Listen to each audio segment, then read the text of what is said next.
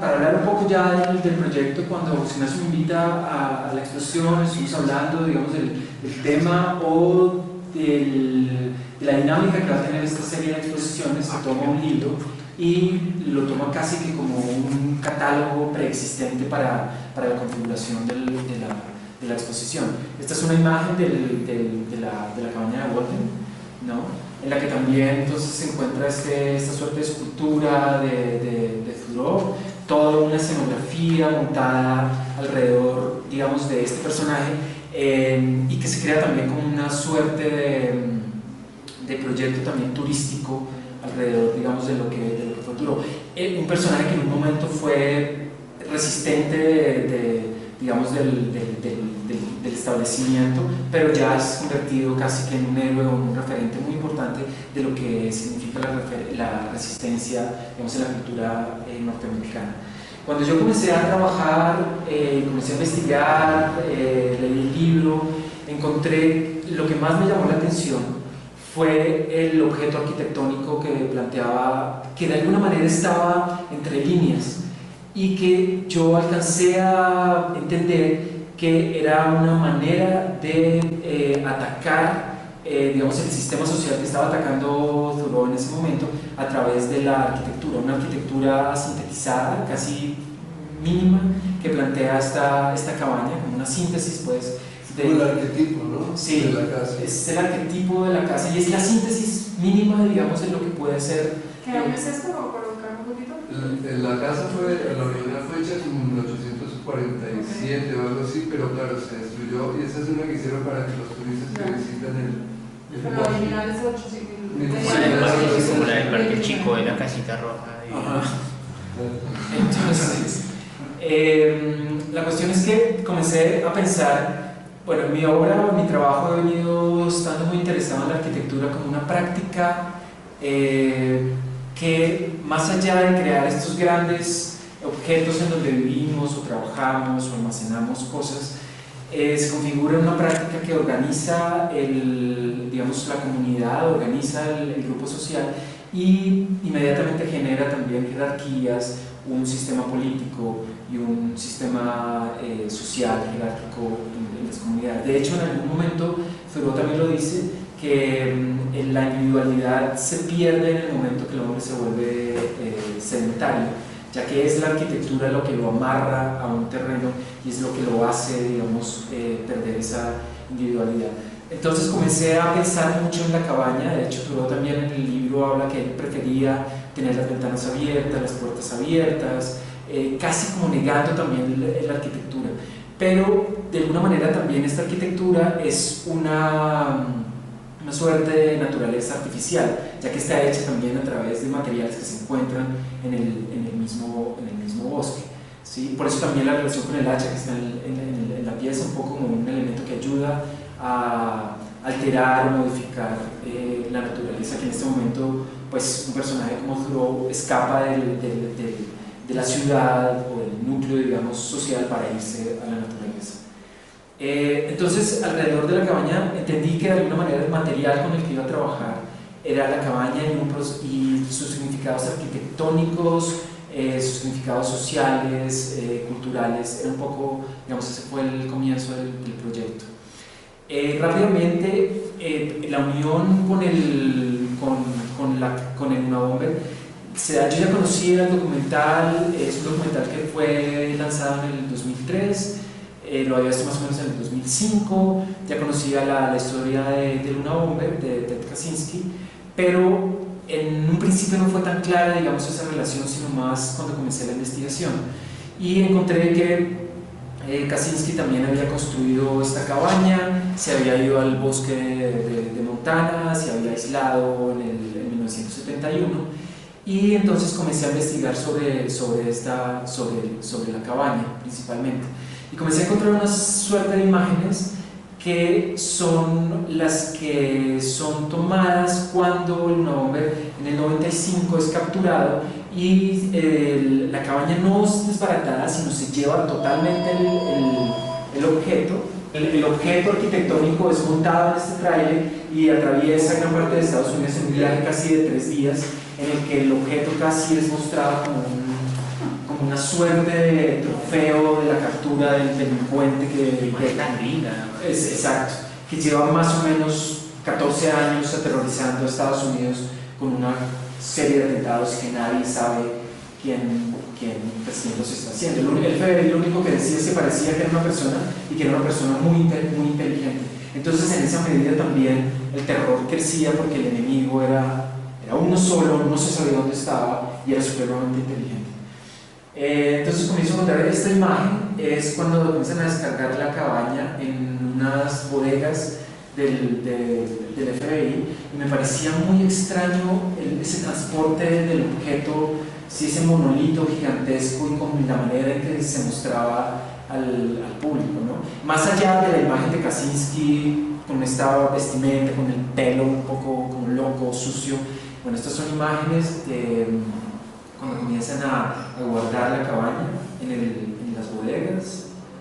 Estas son otras imágenes, pues que... Además, yo tenía la impresión que era una bodega súper sofisticada del FBI y es como un galpón. Es como un galpón, claro, sí, es como un galpón. Es una cosa bastante sencilla, ¿no? Además, no sé hasta qué punto se puede encontrar evidencia en la cabaña, porque es que es cierto que en los objetos que encontraron podían encontrar evidencia. De hecho, encontraron una suerte de diarios que estaban encriptados. Son unas imágenes bellísimas, son muy difíciles de conseguir, son números y números y números. Él creó un código para escribir en el que iba escribiendo su diario lo que sea diariamente, o cómo en principio podía hacer ciertos atentados, cosas de ese tipo, cómo construir las bombas. Y el FBI también dura mucho tiempo en poder desencriptar estos diarios a partir de pequeñas pistas que pueden encontrar en otros escritos que él tenía. Pero en la cabaña como tal, no sé qué tipo de evidencia, tal vez sustancias o algún tipo, digamos, de esa cosa. Pero no fue desbaratada, la cabaña real no se podía desbaratar, sino fue llevada en completa, pues. Esta es la misma cabaña, pero en unas exposiciones que hace el FBI sobre delincuentes que han capturado. Y me interesó mucho la manera de display casi museográfico en la que es mostrado el objeto. Aquí está, habla sobre el manifiesto.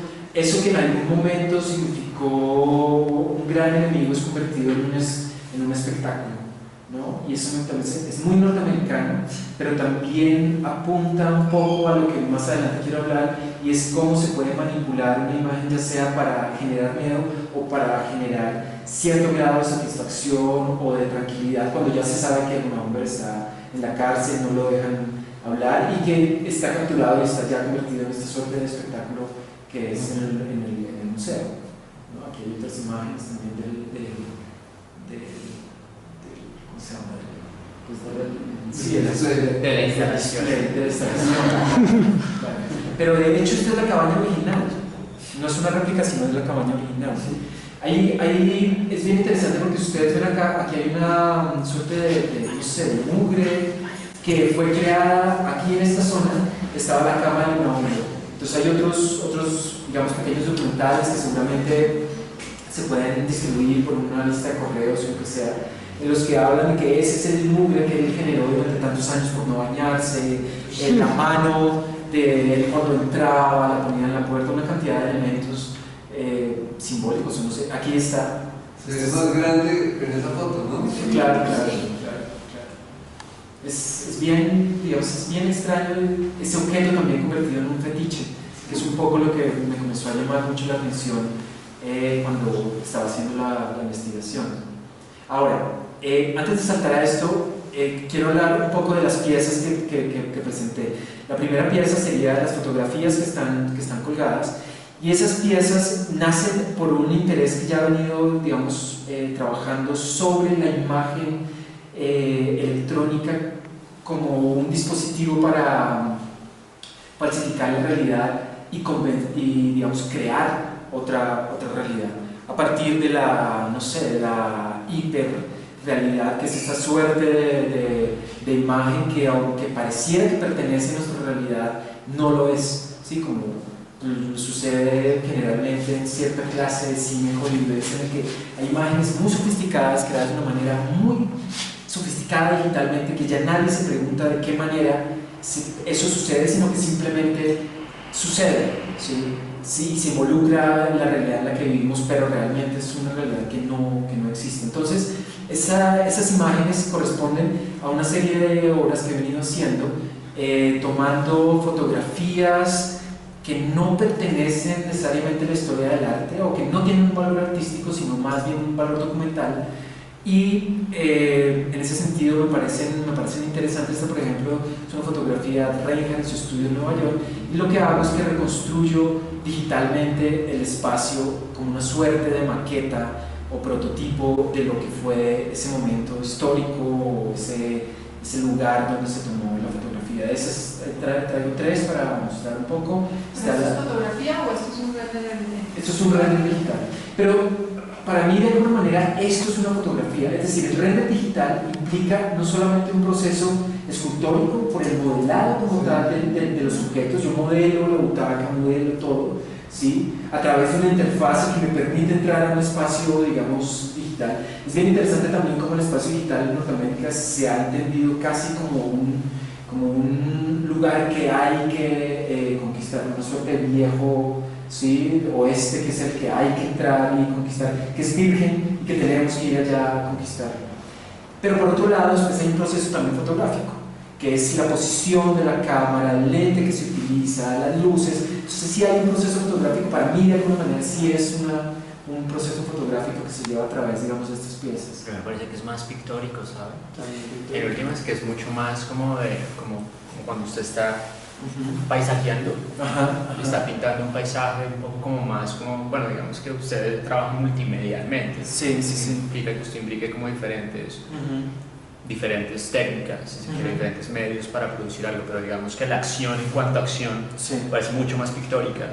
Pues es que es bien extraño, pero cuando veamos ahora el documental, uno de los presupuestos, digamos, que se instauró en los años 60 a través de lo tecnológico, es que cualquier cosa era posible a través de la tecnología, y es lo que vivimos un poco ahora. La realidad como tal, como la vivimos de alguna manera, termina siendo una realidad de segunda mano, y lo que se impone es una realidad tecnológica que es la que realmente tiene un valor monetario, un valor de intercambio, un valor de sofisticación.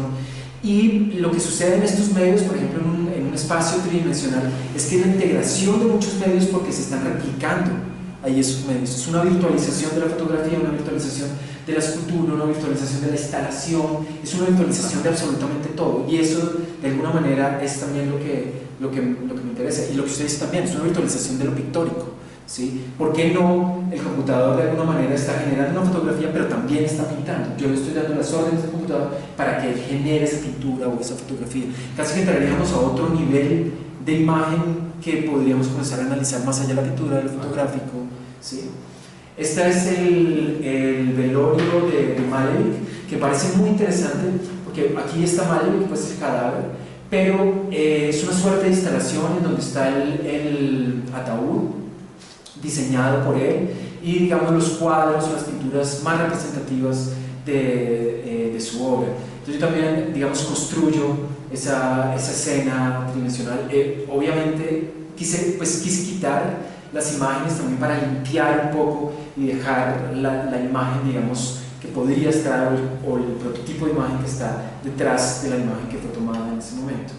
Y esta es otra imagen que construyo a partir de la puerta que hizo Marcel Duchamp en su estudio, que es bien interesante porque es una puerta que él construyó para poder abrir dos espacios. Es decir, es para abrir un espacio y cerrar otro, o para abrir el espacio que estaba del otro lado y cerrar este. Y es una suerte también de juego que Marcel Duchamp siempre hacía, con esa suerte de caos o de duda en su obra, que uno nunca sabe finalmente qué era lo que estaba hablando, o si estaba hablando de un universo extraño que uno no terminaba de entender, o que nos estaba engañando de alguna manera. Y él tenía una frase que a mí me parece muy interesante, que era no hay solución porque no hay problema, y de alguna manera esa frase se refiere a esto, un objeto que sirve para abrir o cerrar un espacio al mismo tiempo.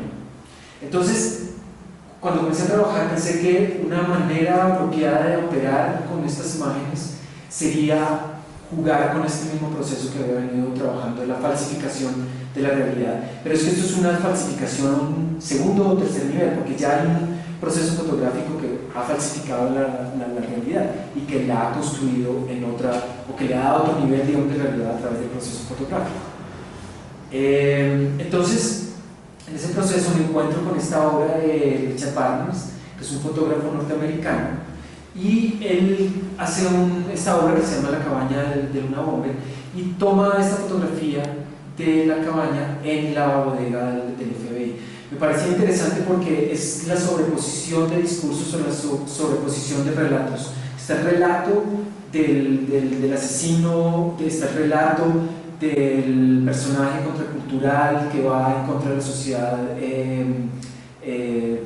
moderna, pues, o tecnológica, y está el relato también de Richard Barnes que viene desde lo artístico, mientras que el otro relato se da desde un ámbito mucho más político, social. El arte entra acá y sobrepone otro relato. Entonces me parecía interesante sobre esos dos relatos o sobre esas dos construcciones de realidad sumar una nueva, y entonces es cuando, bueno, esta es la fotografía original, y entonces creo esta imagen tratando de reproducir lo que Richard Barnes había hecho, pero de una manera tecnológica, una manera sintética, y también llevando todavía más a lo sintético el objeto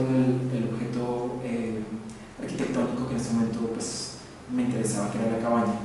Adicionalmente, entonces extiendo también, doy como, digamos, mi voz lo que propone es sobre este relato, crear una nueva imagen de la cual nadie había, digamos, sobre ese relato no se había hablado. Sí, es el espacio donde es guardado, que está cargado también en un sentido político y social, que son estas bodegas del FBI. Cuando uno mira esta bodega no tiene mucho sentido, pero recuerdo en la exposición, cuando tenía la oportunidad de hablar con las personas y les decía que esto era una bodega del FBI, inmediatamente había toda una construcción mental, sí, había una suerte de alarma pues, mental de qué era lo que se estaba viendo.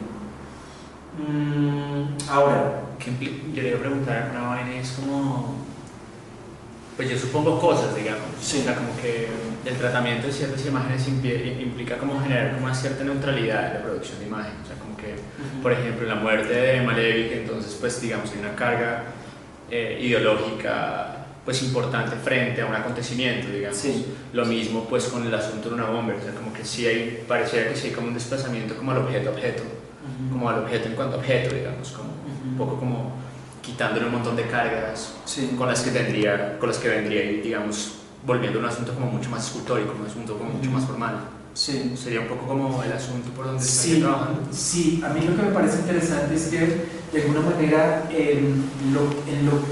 lo que ataca Thoreau es lo social, el trabajo, la máquina, que tiene también que ver un poco con el ludismo del siglo XVIII, los campesinos, el movimiento campesino inglés, que se basa en este personaje que parece que es ficticio, que es Ted Ludd, que es un campesino que rompe una máquina porque le iba a quitar su trabajo, y se crea ese movimiento en Inglaterra casi anarquista de destrucción de las máquinas, porque son las que de alguna manera nos van a quitar, nos quitan la libertad, aparentemente nos van a dar la libertad, pero lo que van a hacer es nos van a reemplazar. Desde ese momento hay una alerta también sobre un proceso y un proyecto moderno que comienza a darse. Y en Kaczynski o en Luna Bomber hay también una alerta sobre lo tecnológico, y finalmente es una línea que uno puede encontrar directa sobre el desarrollo de una máquina, de la sofisticación de una máquina. Pero si uno se va un poco más atrás, finalmente todo esto ha sido posible en nuestra sociedad, nuestra cultura ha sido posible a través del lenguaje, y es el lenguaje que nos ha permitido la construcción de lo que somos y la construcción del mundo como lo entendemos. De alguna manera yo creo que el mundo está cubierto por un velo, que es el lenguaje, y cuando logramos, y creo que es el arte el que puede de alguna manera, y hasta cierta especulación científica, puede quitar ese velo, es cuando realmente se encuentra la materia, y ahí es donde, por lo menos para mí, mi interés está en ese espacio donde ese velo ya se ha quitado, ¿no? Es como la limpieza para encontrar una pureza que se viene dando también desde el abstraccionismo en el siglo XX. Cuando Malevich crea la imagen del cuadro negro sobre blanco realmente es una suerte de síntesis de imagen dentro de la pintura, ¿sí? Ya la pintura no tiene la necesidad de la realidad para representar, sino la pintura, el espacio pictórico realmente se encuentra ahí. Es el pigmento sobre la superficie y nada más. Y esa práctica de alguna manera que se instaura en la abstracción a principios del siglo XX comienza a replicarse durante todo el siglo XX en la música concreta, en la música experimental, en el cine experimental, en el videoarte, ¿sí? en la escultura. Siempre es como la necesidad de la independencia del medio. Y cuando se busca y cuando se busca la independencia del medio, realmente lo que se hace es buscar una pureza del arte.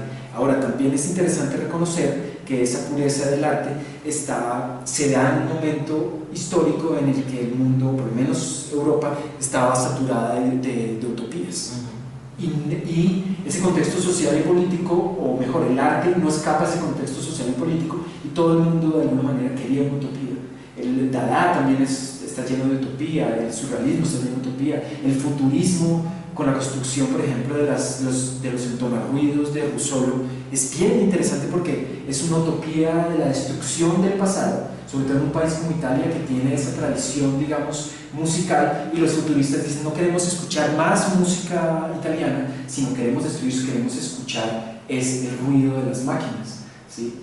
Entonces, de alguna manera, sí yo creo que es una operación que se constituye y se expande y se prolonga, se complejiza durante el siglo XX en el arte, ¿no? Es un poco eso. Estas son unas imágenes que son capturadas del documental y me parecen interesantes porque así es como comienza el documental, una especie, digamos, de recorrido por el bosque tratando de encontrar una cabaña alterna, que es esta que vemos acá, que es una cabaña que supuestamente Kaczynski tenía para construir las bombas, ¿no? Era mucho más adentro del bosque, donde él iba y hacía pruebas y digamos, ahí era donde las construía. Y también me parece interesante porque el documental en sí, como tipología, digamos, audiovisual o cinematográfica, también es un relato. Entonces, si uno ve ese documental de Dan Beck, que es mucho más, tiene otra visión, propone, digamos, una situación un poco más interesante, más profunda. Uno también ve los documentales de National Geographic y los dos terminan siendo dos relatos en los cuales por lo menos yo no quisiera creer en ninguno de los dos, ¿sí? Porque no sé hasta qué punto cuál de los dos me está creando una verdad. Yo preferiría crear mi propia verdad, que es un poco también a lo que apunta todo el tiempo Thoreau y Kaczynski, con un sistema que crea verdad y hace que el otro cree esa verdad, ¿no? Es como una suerte de control mental que se da alrededor de eso. Hay una cosa interesante en esa línea que tú dices de continuidad entre Thoreau y Kaczynski, porque Kaczynski viene a ser como la confluencia improbable entre los dos Thoreau, que es el Thoreau de Walden y el Thoreau de la desobediencia civil. Claro. Y esos dos pensamientos confluyen en Kaczynski de una manera violenta, digamos. Claro. Eso es, yo no sé, pero también de alguna manera la pérdida también de inocencia que se da durante el siglo XX, ¿no? Y en los años 60, después de dos guerras y con una guerra como Vietnam, ese tipo de cosas, de alguna manera ya no es posible ningún tipo de utopía, y la idea de utopía se comienza a destruir, y más bien el proyecto es la destrucción más que la construcción de una utopía, que me parece que es un poco lo que sucede en ese pues digamos, en ese momento histórico, ¿no? Entonces, cuando comencé a ver el documental y comencé a reunir una gran cantidad de material, pensé que sería interesante trabajar también con video, falsificar o crear una suerte de documental falsificado, pero en el cual se introdujera una cabaña digital con los procedimientos de los cuales se estaba hablando al principio de análisis de video, ¿no? Entonces, bueno, me voy a este bosque aquí cerca de Bogotá y inserto este objeto tridimensional, también tratando de emular todo lo que había visto, el display, de la manera que se muestra todo el personaje de Nauber, desde los programas de televisión, noticieros, en el museo, como lo vimos ahora también. Entonces, digamos, estas son algunas imágenes, pues, estilos ¿En dónde es eso? Eso es un poco más allá del neoceno. Pero lo bizarro de este bosque, como los bordes de reforestación, es que uno en un momento está en el bosque hirsuto y se mueve en un ángulo y se alinea todo. Claro. Y es una sensación extrañísima. Es muy extraño. Por ejemplo, cuando yo lo estaba haciendo, fui con dos amigos, uno se quedaba en el carro y el otro me acompañaba con la cámara. Y en un momento la pila de la cámara se descargó, entonces se fue, ya estábamos un poco bien adentro. Y hay una cantidad de letreros que se cuidado porque los árboles se están cayendo, porque es que son árboles muy altos y el viento, cuando hay viento muy fuerte, los tumba. De hecho, uno puede ver aquí una cantidad de árboles caídos. Cuando yo me quedé solo, lo que primero me di cuenta era el sonido, que es un sonido al cual uno no está acostumbrado porque no es el silencio que uno puede tener en su casa, por ejemplo, sino es un silencio diferente, es un silencio bien extraño, y el sonido de los árboles moviéndose, que es una suerte de madera que se va a quebrar. Entonces fue una sensación muy extraña, digamos, en ese momento con lo natural, que realmente en un momento alcancé a entrar en pánico y casi que me devuelvo porque uno no sabe qué hacer en ese momento, ¿no? Está totalmente por fuera de su contexto. Y eso es algo también bien interesante porque a todo esto cabría una pregunta y es ¿qué es lo natural en este momento, en el 2013? ¿Qué es realmente lo natural? La tecnología se ha convertido en nuestra naturaleza y nos han quitado lo natural y nos han mostrado que es otra naturaleza, o cuáles estarían más inmersos hoy en día en lo natural. Alguien que se aísla como Thoreau o Kaczynski, o alguien que construye un búnker y crea ¿cómo se llama?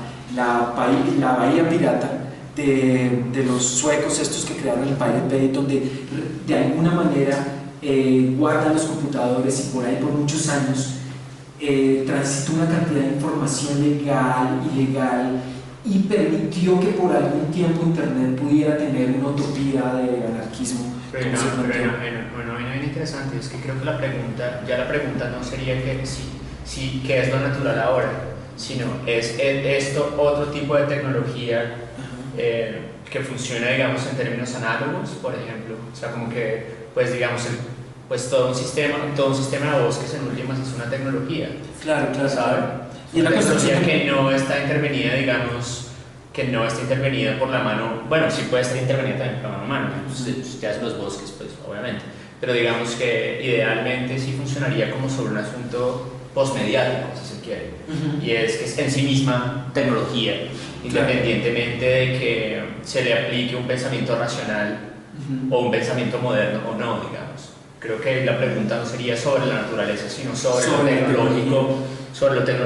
tecnológico que tiene otro tipo de elementos, digamos. O sea, como un bosque tiene la tecnología de hacer sostenible la tierra, digamos. O un bosque tiene la tecnología de hacer sostenible el medio ambiente a través del aire, digamos, a través de la purificación del aire, cosas, digamos. O un poco también lo que sucede con los sistemas ahora de generación de semillas o control de semillas, que es como un tema que de alguna manera explotó, ya venía hace tiempo, y que de alguna manera explotó a través también de redes sociales, y todo el mundo comenzó a darse cuenta que era lo que estaba sucediendo. También en estos días, por ejemplo, encontré, toda esa teoría de que las abejas están muriendo y que es un problema, no se sabe muy bien, que parece que son las señales de celulares, otras que son los fungicidas, los químicos esos que se utilizan en los cultivos. Pero Monsanto ya plantea y existen prototipos de abejas robots, abejas muy chiquitas. Cuando encontré eso era como que, pero la cosa está muy extraña, y en un principio son planteadas para polinización, ¿sí? Entonces suena un poco como medio ciencia ficción o demasiado paranoico, pero a mí siempre me gustó la ciencia ficción desde muy niño, en literatura, en cine, en cómics, y por mucho tiempo sentí que era un relato en el cual yo no iba a vivir, pero en este momento yo siento que más allá de estar viendo un relato de ciencia ficción, casi que estamos metidos en una ficción tecnológica, y ese es el mundo como está configurado ahora, que a veces es extraño decirlo, pero cuando uno está tan inmerso en un sistema, uno olvida en el sistema en el que está metido, que es un poco lo que decía ahora cuando estaba en el bosque, que es esa sensación de estar fuera de un sistema en el cual uno está cómodo y se hace totalmente evidente en dónde está uno en ese momento o de dónde viene. Pues. Entonces, estas son unas imágenes. Bueno, esta imagen la traigo porque quería hablar un poco del documental y del poder del audiovisual, y es una imagen que para mí es bellísima y por eso es muy significativa, que es una de las primeras imágenes que son, digamos, proyectadas en Francia por los Lumière, que es famosa porque cuando fue proyectada, las personas que la estaban viendo se retiraron, se pararon de la silla pensando que el tren los iba a atropellar.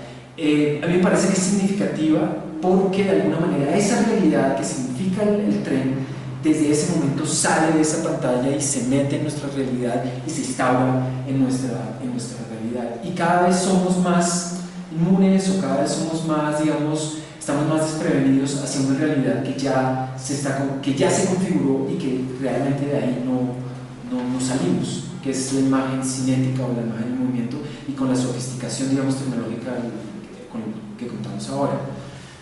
Traigo también estas imágenes de Méliès, de una película muy bella que se llama Tres cabezas son mejor que una, sobre todo para hacer referencia a los procesos videográficos con los que he venido utilizando. Pareciera que esos procesos de Hollywood o los procesos de tracking o de control o de reconocimiento de cara son muy sofisticados, que es algo muy nuevo, pero de alguna manera Méliès, que para mí es el cineasta que desde el principio del siglo XIX identifica cuál es el espacio cinematográfico, y por eso su importancia, es digamos, prácticas o metodologías que él utiliza en sus películas que se extienden hasta la composición de video, el reconocimiento, el análisis de video, el tratamiento de la imagen ya se instaura acá. Esta película es hecha de una manera muy sencilla.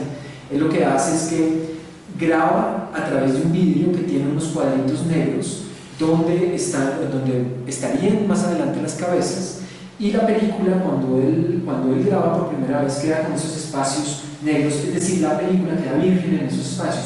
Después vuelve a grabar, pero en ese lugar pone su cabeza, y vuelve a grabar en ese lugar, pone nuevamente la cabeza, y por eso crea estas imágenes que son muy extrañas. Y de hecho para mí Méliès, que fue desconocido, es decir, desaparece durante la Primera Guerra Mundial, y es después de la Primera Guerra Mundial que realmente los artistas lo vuelven a encontrar, y por eso artistas como Richter o Ruttmann, hasta el mismo Duchamp, Man Ray o Moholy-Nagy reconocen en el cine un medio que tiene potencialidades artísticas, porque antes principalmente los artistas pensaban o tenían un acercamiento al cine como algo de feria, si era algo que no se creía de alguna manera que pudiera llegar a tener unas condiciones, unas posibilidades artísticas. Entonces me parece que es importante también hablar aquí de Méliès.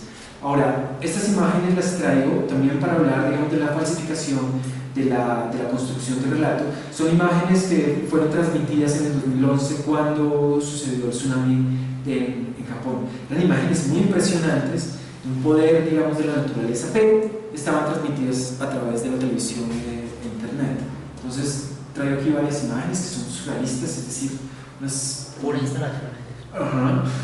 Sí, ese barco o ese buque encima de esta casa, sí, estas imágenes que son muy extrañas, pero aquí las quiero comparar con unas imágenes de una película hollywoodense que se llama 2012. Cuando yo vi esta película, bueno, que está llena de todo el discurso del bien y el mal, el reconocimiento heroico a través del protagonista, todas estas suerte de situaciones que son típicas en la cinematografía de Hollywood, lo que más me llamó la atención era la calidad y la sofisticación de las imágenes cuando se mostraba la destrucción del mundo. Entonces, de alguna manera, inmediatamente vi esta película, pensé en estas imágenes, que lo único que me hace a mí entender o discernir cuál es real, cuál es falsa, es el contexto en el cual me están transmitiendo. Esta yo sé que está siendo transmitida por un noticiero bajo digamos, una situación de emergencia, de alarma en un lugar del mundo, pero esta está siendo transmitida a través de una película. Pero fácilmente estas dos imágenes podrían estar invertidas. Esta podría ser la real y esta podría ser la falsificadora. Casi que ya no hay posibilidad de identificar qué es real y qué es falso. Y eso me parece muy interesante, digamos, en el momento que estamos viviendo ahora. Estas son imágenes increíbles de cuando muestran la destrucción de Los Ángeles, que casi que todo el bloque gigantesco se destruye y cae en la mar. ¿Sí? Pero son increíblemente bien hechas, es decir, ya no reconoce ninguna falsificación en esta imagen.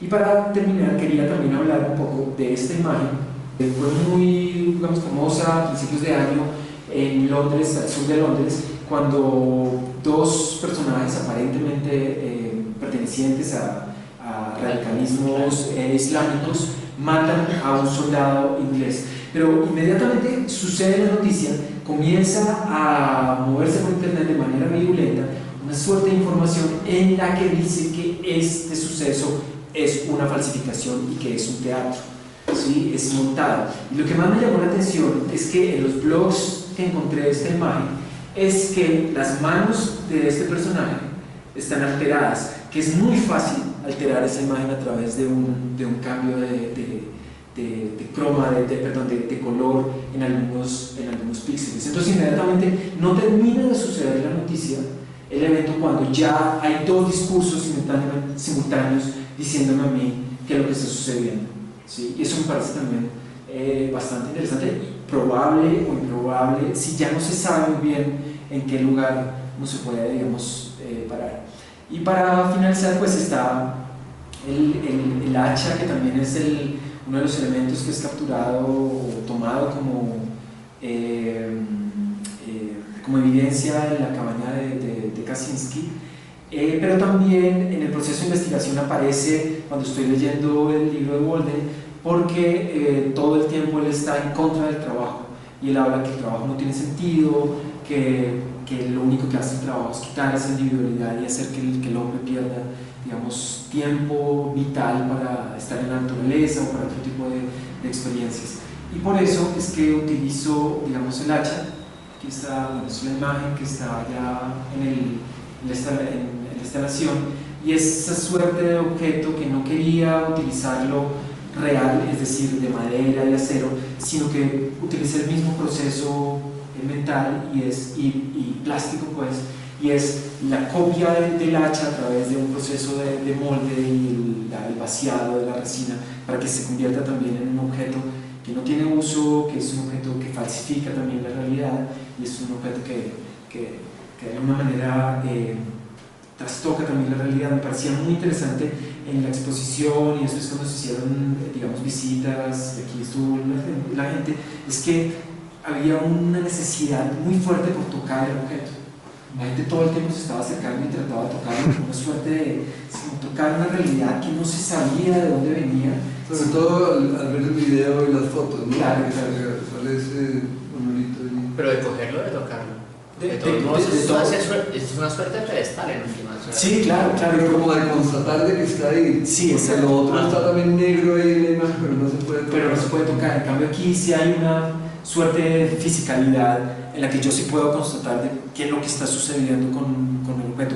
Si fuera una hacha normal, el hacha tendría todo el simbolismo y tendría toda la lectura que se puede tener, pero hacer ese objeto en esas calidades es cuando se convierte también en un objeto extraño en el mundo, ¿no? De la misma manera que la cabaña es un objeto extraño en ese mundo biográfico, o la cabaña en las fotografías se convierte también en un objeto extraño.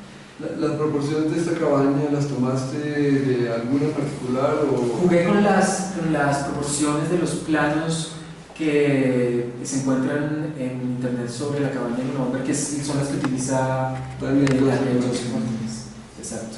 Pero es muy extraño. A mí me parece que cuando todo lo que hemos hablado ahora está en la esfera de lo político, de lo anecdótico, de lo social, pero sí me gustaría hablar un poco de en dónde entra el arte y cómo el arte comienza aquí a hacer juego. Yo creo que, como hablaba ahorita, hay varios discursos que son dominantes en este momento. Un discurso, digamos, del poder, pues, por llamarlo de alguna manera, en el que propone una sociedad tecnológica que nos puede llevar a digamos, un estado mejor, o a un estado de beneficio. Pero hace poco, por ejemplo, en Londres hubo también un escándalo, porque en las canecas que están por todo Londres, en algunas de ellas habían guardado unos dispositivos que reconocían la posición o tomaban información de los teléfonos celulares. Por ejemplo, Londres está lleno de cámaras y uno sabe que lo están grabando, pero nadie sabe, y ese fue el escándalo, nadie sabía que en esas canecas estaban esos dispositivos. Entonces se crea un discurso, digamos, oficial, que es el que propone y dice, pero mire, y de hecho en Londres uno le pregunta a la gente, y dice, pero ¿ustedes están de acuerdo con que haya tantas cámaras? Y todo el mundo dice, pues sí, porque Londres ahora está más seguro, ¿no? Pero uno dice, bueno, pues me están grabando todo el tiempo. Hay como de alguna manera, hay una rendición ante un sistema que dice, mire, yo le voy a dar seguridad, no se preocupe de nada, pero lo voy a vigilar, y ante eso no tenemos otra alternativa, ¿sí? Entonces estaría con ese discurso, estaría el discurso de Walden, de Thoreau y de Kaczynski, que es un discurso en contravía, en algún punto radicalizado, como llega el de Kaczynski, pero yo propondría también otro discurso que podría entrar en juego, que es el del arte, el que entra a jugar con todas estas realidades y que finalmente crea una realidad. Para mí, yo no soy creyente en ninguno de los tres. Lo que pasa es que creo que el discurso artístico propicia una suerte de posibilidades que los otros dos no, ¿sí? Y es en el discurso artístico donde se puede desarticular, donde se puede jugar de alguna manera con las otras dos realidades. Yo de alguna manera también creo que el discurso artístico es tan falso, tan falsificado, podemos llamarlo falsificado, como pueden ser los otros dos, pero me parece más interesante el artístico. Creo que ahí hay un movimiento un poco más caótico, hay un movimiento un poco más libre hasta cierto punto, y hay posibilidades que en los otros discursos o creación de relatos no está presente. Entonces, eso es un poco, ¿no?, lo que quería como mostrar para crear un contexto de lo que puede ser la presentación, y me parece bien interesante, digamos, que este tipo de discusiones o charlas se den alrededor de un espacio artístico y de una situación actual que es muy extraña, ¿no? ¿Hubo algún momento suyo como de, porque es que, digamos, pensándolo así como anecdóticamente, es como una suerte como cuando usted está apropiando algo que tiene que ser algo, cuando está obsesionado con algo, sí, digamos que tiene una característica obviamente escultórica, digamos, sí, pseudoinstalativa, pero muy escultórica también, que en últimas lo que hace es generar como un peso hacia la tierra, que eso simbólicamente también es como una resolución frente a pues como un proceso de alienación o un proceso de desideologización, digamos. Claro. No sé si hubo en algún momento alguna cierta relación fuerte, digamos, con una bomber en términos como de que le parece una chimba y que a través, digamos, como del trabajo escultórico o del trabajo de volver objetos las cosas, también como que se libera un poco como de esa... Pues no sé, yo creo que durante todo el proceso, cada una de las piezas tuvo un proceso, digamos, de producción con una suerte de dificultad bien especial. El render de las imágenes era un render muy grande, entonces yo ya había hecho renders más pequeños, 300 líneas para imprimir, pero eso de pronto cuando yo veía que eran renders de 20.000 píxeles, fue, digamos, todo un proceso también de investigación tecnológica de cómo hacer en internet. Me tocó contactarme con alguien, pero eso fue también una cosa muy extraña. El hacha también, porque el filo del hacha para reproducirlo en resina, entonces también fue todo un sistema, casi que el mismo proyecto planteó toda la dificultad que estaba planteada desde Walden o desde El Hombre. Y cuando construimos aquí la cabaña, aquí está Gabriel, que fue uno de los víctimas de la construcción, era muy extraño, no sé si él también pueda apoyarme en eso. En un momento pasamos una noche, de hecho fue muy divertido también, digamos, el proceso de construirla, porque nos encontramos con problemas de construcción, de cómo armarla, éramos 4 armándola y pensando cómo iba a ser y la cosa. Ya había unos planos, digamos, pensados, pero llevar eso del proyecto, digamos, del diseño en planos, a llevarlo a la construcción, era otro proceso muy interesante. Y en un momento, me acuerdo que eran como las 3 de la mañana, las 4 de la mañana, que hicimos ahí como un descanso y nos sentábamos y veíamos un poco lo que habíamos logrado. Yo les decía a ellos que era muy extraño, me sentía muy raro pensar que nosotros, que Walden y Luna Bomber se van, construyen su casa solos para aislarse de la sociedad y todo este proceso tan complicado que implica insertarse en la naturaleza cuando uno no pertenece a la naturaleza, y de pronto encontrarse en la misma situación construyendo una casa, pero que en ese momento no iba a ser construida para que nosotros viviéramos ni nada, sino en un momento pensé que era más una casa en la cual iban a vivir de alguna manera ideas, y eso fue también lo que me animó.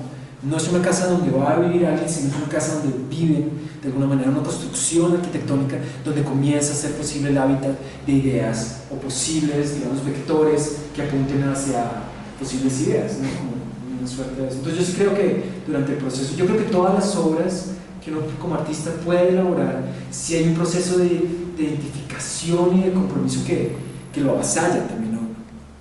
Que son más poderosos y la obra comienza. Hoy, por ejemplo, ayer cuando estaba revisando todas las imágenes y vi la imagen del interior de la cabaña, que es muy loco porque cuando la volví a ver, era como si esa imagen se me hubiera insertado y de alguna manera la que me hubiera dictado la forma de construir la cabaña, pero nunca la tuve clara. En el momento que hablábamos, cocinamos, dijimos, bueno, vamos a echar de construirla para que esté el video, no sé qué, y cuando comencé a diseñar ese monolito, no estuvo claro esa imagen, pero cuando la volví a ver, era como si de alguna manera también virulenta se hubiera insertado y hubiera reproducido. Sí, porque la de Leonardo tiene como una ventanita, ambas tienen como una ventanita por ahí puesta, ¿no? Como un huequito. Y hay una suerte también de tablones mal puestos, entonces yo creo que en un momento del proceso artístico hay que dejarlo llevar, y es casi una suerte de proceso inconsciente que es el que comienza a construir también la pieza, y eso me parece que es interesante.